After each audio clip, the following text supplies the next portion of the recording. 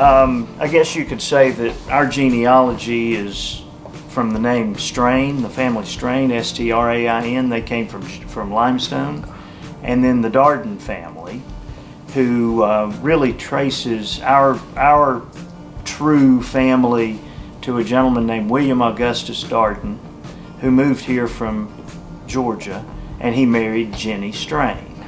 And they moved to Johnson City, and then, so the family that we're the most familiar with sort of developed from that. But if you go back to the Strains, John Strain came here from Pennsylvania in the 1700s, and ultimately was one of the people who was part of the Constitutional Convention to start the state of Franklin. So he was a charter member of that group, which is, really an interesting, I think, fascinating history for Tennessee. But that's part of our family history, because that would have been our great-great-great-great-grandfather. When I became interested really in knowing, about our history as a region, it just was so meaningful to us to trace back to such an important historical time. But William Augustus Darden and Jenny produced one offspring named Matt Darden, who would have been our grandfather and was our dad's dad. William Augustus Darden's career was with the railroad, with the ET&W&C Railroad. He was the superintendent. And one of the things that I was involved in as a city commissioner, actually as mayor, was the beginning and the seeing through to the conclusion of the Tweetsie Trail, which was on a former rail line that the railroad that he worked for operated and ran up to Cranberry, North Carolina. So when you talk about, those ties that your family has to the area, that's huge for me and I think us. I think so. So one of the neat things was talking about ET&W&C Railroad. We were both privileged to play Little League Baseball for a gentleman named Henry Joy. And Mr. Joy was at one time a business partner of our dad, but that was a neat connection. We didn't know it at the time, right. But looking back, it's really neat. And Mr. Joy had a son named Henry III, who was a teacher in the school system, who was also a very good friend of Steve and I through the Johnson City Park and Rec system. On our mother's side of the family, which is not maybe germane to this, but I'll mention it anyway, our grandfather came here in 1909 from the country of Albania, which at the time was probably the poorest country in the world. And he came in 1909, and I discovered those papers at the library in Greenville. And then World War I broke out, and he couldn't get back to get his, I guess it was his betrothed at that time, but they went back in 1921 and got her and brought her to I think maybe New York, Philadelphia, Knoxville, and then they finally settled in Greenville. And he had a couple of small restaurants and was able to leave. He lived absolutely the American dream. Sure. And then he and my grandmother on my mother's side, our Aunt Chris and our mother Lucille Darden, who is still living today. She'll celebrate her 93rd birthday on the 24th of this month. Her career was spent up here with the Social Security Administration. Now that office has dozens of folks who work there. When she worked there, there was an office manager and probably 2 staff members. But that's how she spent her career. And, a lot of people tell me even today, I appreciate your mother so much, she got me my Social Security card. Give her credit for that. Definitely. So she was one of the few probably working there, and now you see a lot of, Correct. So, and at that time, moving forward, that's how Mom and Dad met. The office had a couple or 3 locations in town, but that office then finally settled on Walnut Street, which was 3 or 4 doors down from my dad's restaurant. And so she would go in there to eat lunch and drink coffee, and they eventually hit it off, and my father finally had the good sense to ask her to marry him. Yeah. Was your father cook a lot? Was that something that he kind of was a goal in his life, that he wanted to open that restaurant after getting out of the service? Probably not. He was a banker in his early years. And we'll go back a little bit before the restaurant opened. He enlisted in the Army just before Pearl Harbor. And, you know, probably with a lot of rural people, it was a way to kind of get away. And then World War II broke out, and he was a sergeant, gunnery sergeant, and was in the European theater, followed General Patton through the Bulge. But Dad's growing up, you know, it probably made sense that he would ultimately be a restaurateur or a soda jerker, as he called himself, because he worked at the Shamrock, which was actually at the other end of the block and is still there. But Dad, you know, probably went to work when he was 9 or 10 years old. Right. And he used to talk about, you know, being at the Shamrock, and these mountaineers would come to town in horse-drawn carriages, and they'd buy Coca-Cola syrup, which they would then use in their liquor-making operation, you know. But so he remembered, that was a long time before liquor by the drink here in Johnson City. Dad also worked at the John Sevier Hotel in the Sevier shop, and he, you know, over the course of his work life, he met people like J.C. Penney, who offered him a job, Eleanor Roosevelt, who once stayed at the hotel. But he did go into business after World War II. In 1948, he started a restaurant called the Rainbow Corner, and Bill's good at telling about where that name came from, so I'll turn it over to him. I'll mention real quickly that Dad probably went to work, you know, when he was 9 or 10, but he was about 12 when he was working at the Sevier shop. And he was there were 7 children in our grandparents' family. One of those passed away as an infant, but he was the oldest son. And so Dad, you know, kind of enjoyed the idea of he would work so everybody else didn't have to work quite so hard. He was very, very proud of that. And so when he came home from World War II and opened up the restaurant called the Rainbow Corner, it's my understanding that at the Piccadilly Circus in London, there was a USO club right around maybe the area was called the Rainbow Corner, maybe the establishment was called the Rainbow Corner. The establishment itself was called the Rainbow Corner. And so Dad used that name when he came back and opened up the restaurant here. At the address, well, it may have moved around a time or two, but the last address was 337 West Walnut Street, right across the street from the Ash Street Courthouse. Being across from the courthouse like it was, and down the street from, for example, the mill, you know, the flour mill, which was thriving at the time. And right across the street from the giant food market. Right, and it was the only real restaurant that was between ETSU and downtown. So quite a mix of people who ate there: college students, neighborhood dwellers, lawyers, judges, jurors, county officials who worked at the county at the Ash Street Courthouse. There was a very colorful judge at the time, Chancellor Dayton Phillips, who was known to try cases, actually sitting there in the corner booth. Lawyers would come and sit. They'd tell him, you know, their clients' arguments, and he would rule. And I think, you know, it was local politics was talked there. It was just a real open place, and probably, you know, had a lot to do with what we've done, you know, with our careers and volunteer endeavors and so forth. There's no doubt in my mind today that Steve's a lawyer because of all the lawyers that ate in there and that he met. And we used to wash dishes, and wait on tables. And we started doing that at a really young age.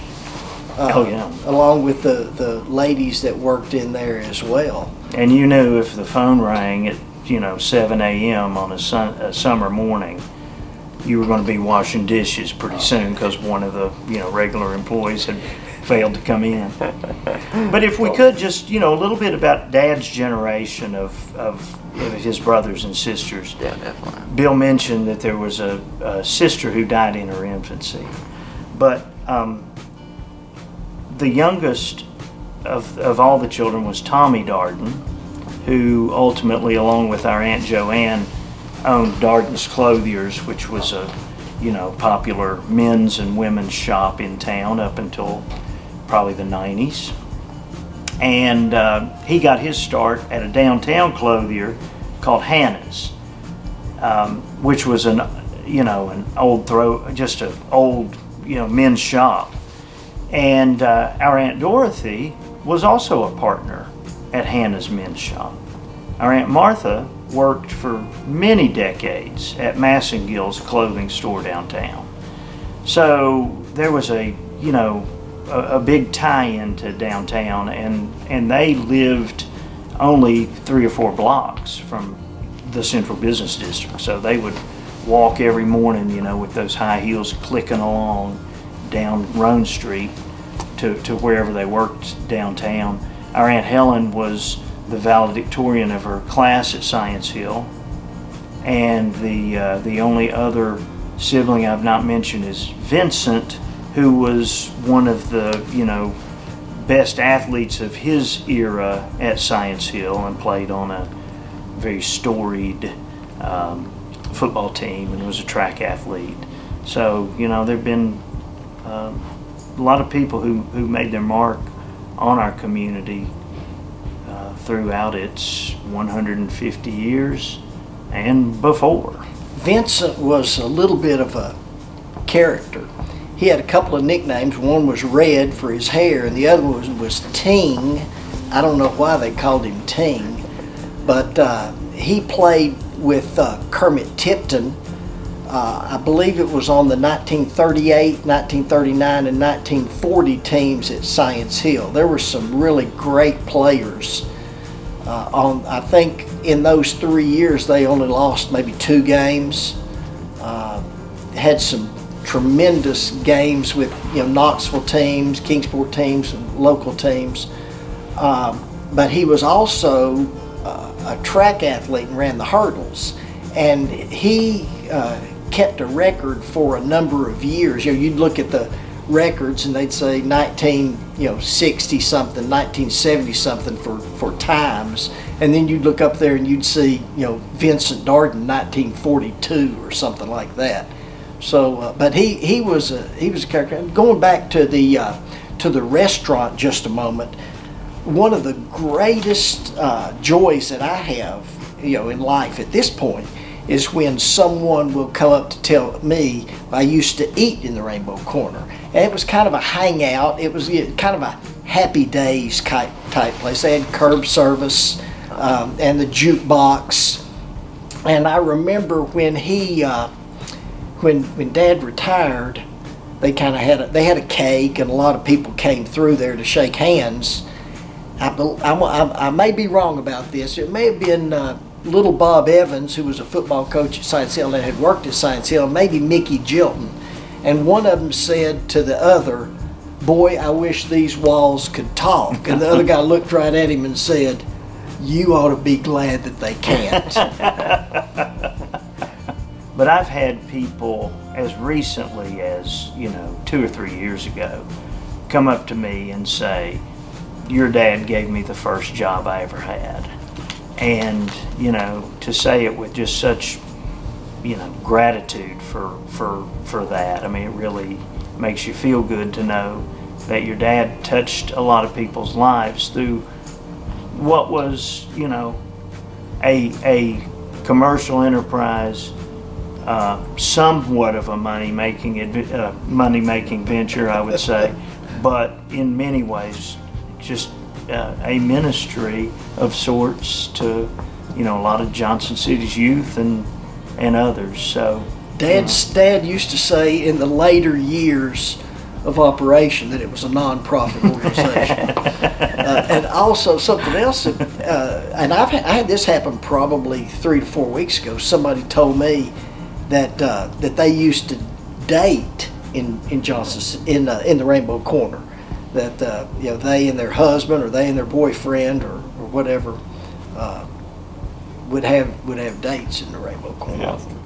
Or later on, when we started playing sports, he closed at night, and the most of his business came in the lunch hour. Because somebody would ask him, since he was the boss, what time's quitting time? And he used to say, about 30 minutes before kickoff, to watch us play, or to watch me sit the bench and watch Steve play. Well, it was a soda fountain, when sodas were kind of popular. Floats. And he had this item that people used to really love. It was a grilled donut sundae, where you take a donut, probably from Seaver's Bakery, and put it on the grill with a little butter, warm it up, and then take it off and put a scoop of ice cream with, some sort of syrup topping. And that was kind of a unique item. I've never seen it heard that anywhere. either. That sounds delicious. Yeah. Though. I wish I could find something like that or make it myself. We may have to cut this interview short. No, really. When I ran for the city commission, which was 2001, I mean, one of my platforms was to help, foster growth in downtown Johnson City. Any community needs a heart. And, we had a consultant come in and they said, if you actually identified the center of Johnson City, Tennessee, it was right around Fountain Square.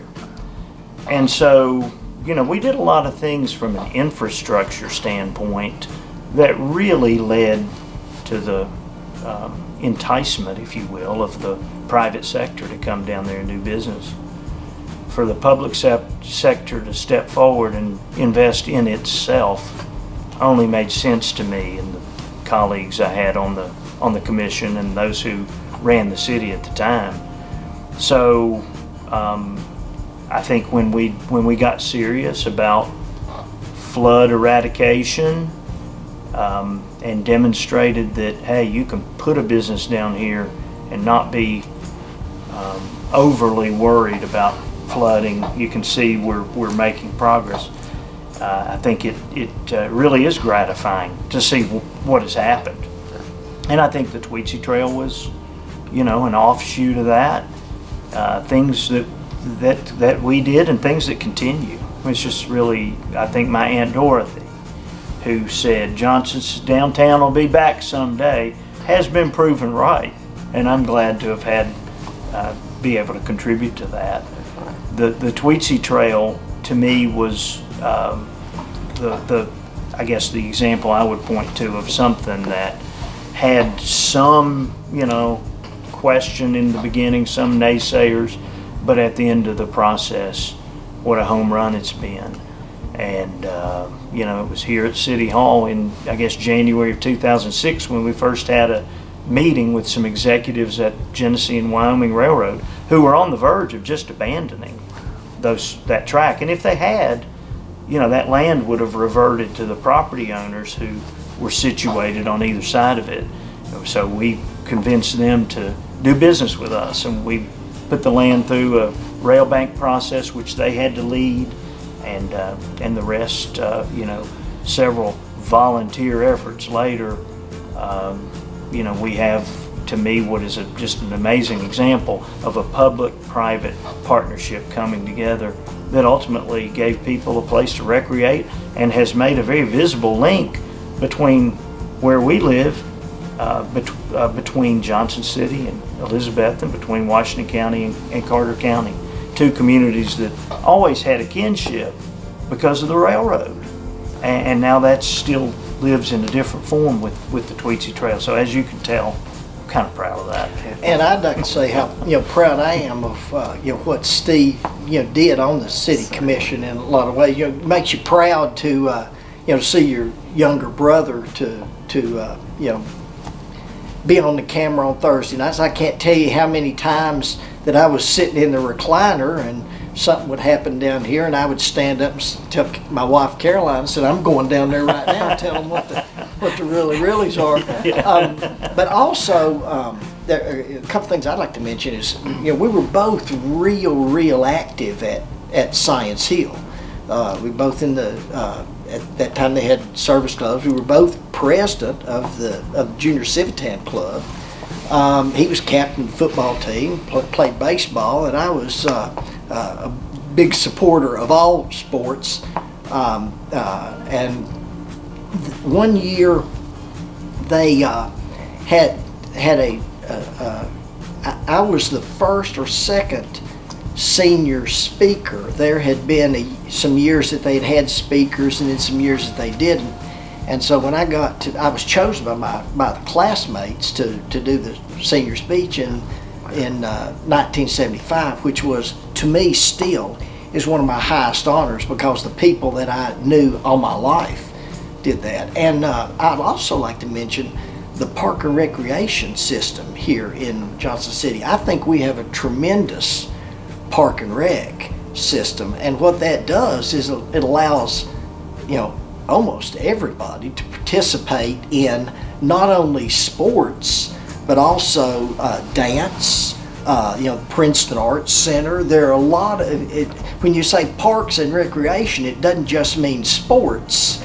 It means the whole person. It gives a young kid that may not be any good at football a chance to learn what they might be good at in the area of dance or art, and I think the city has put a high emphasis on that, going all the way from Howard Johnson to Lonnie Lowe to James Ellis and Jim Hughes that are doing now. And James Ellis was born for that job. I mean, what a great job they're continuing. And outdoors too. I mean, they're preserving parks and stuff, and that's leading into from Park and Rec. You can see the progression to the Tweetsy Trail, to the trails that Grant Summers, the bike trail that Grant Summers, and you can even talk about that to the Fire Tower Trail over in Unicoi. There's a lot to do here, fishing, hiking, outdoor stuff. We are so fortunate to live in a university town. The presence of East Tennessee State University does so much for Johnson City and the region, and we've got so many other institutions too, Milligan and Northeast State and others. But that was a game-changing establishment of the university. The Veterans Administration being here, those are two things that help the local economy enormously and don't render us recession-proof, but boy, they're important. And they brought so many people here. We've benefited from the influx of outsiders who come with perspectives and ideas, but we've also been so blessed by just the volunteers that have grown up here, and value it so much. So I think those are what I would point to. I would add the medical school as well, because when that was associated with ETSU and it was affiliated with the VA, I think that probably for an area of this size, and I'm talking about the whole area now, I think that the level of health care here is really good. And I would echo what he said about, there are a lot of people, a lot of them have sat in the chambers where we are right now that cared a lot about Johnson City and were willing to give up time with their families in order to try to do what they thought was best for Johnson City. Now, did they agree on every issue? No, but for the most part, down through the years, everybody thought the vote that I'm taking is to make Johnson City a better place. If somebody disagreed on it, it wasn't because one was smarter or dumber than the other. It was just this person thought this was the best route to take, and this person thought this was the best route to take. All had good intentions. That's Exactly. Exactly. To me, that's what has really allowed Johnson City to be so great. People who don't care who gets credit for stuff, and people who volunteer to make it a better community. One final note about an area of downtown that I think is so popular with folks: Founders Park. Our great grandparents, William Augustus Darden and Jenny Strain Darden, are buried in Oak Hill Cemetery, looking down on Founders Park. A little personal anecdote: when I was in the summer after high school and during college, I worked at Free Service Tire Company in the recapping plant, which sat on what is now Founders Park. And we would occasionally lift this literally manhole cover from the shop floor and look down, and we saw this creek that hadn't seen the light of day for a long time. So it's really, I think, great. There's kind of a personal connection with what later became Founders Park, and I was able to, cast votes to approve the purchase of those warehouses and build the park. And I'm just, glad that it's turned out. Did you ever imagine back then working for Free Service Tire, looking down on that? I certainly never envisioned being elected to any office of importance. Yeah. So, and then turn it into what it is, Founders Park, and what it is today. It's so beautiful. I mean, I couldn't imagine even seeing Free Service Tire there. I know I'm sure you guys came growing up and working there, but I vaguely remember it, and I couldn't imagine it. It is hard to envision. I want to mention one more thing too. There are a lot of wonderful places of worship here, and Muncie Methodist Church has been an important part of both of our lives. There are a lot that have been, I'm not going to try to mention because I'll miss somebody, but there are a lot of great churches that have been here more than 100 years. There are a lot of wonderful churches that are 20 or 25 or 30 years of age that are flourishing, really flourishing today. But Muncie was certainly an important part of our upbringing as well, and sphere of influence.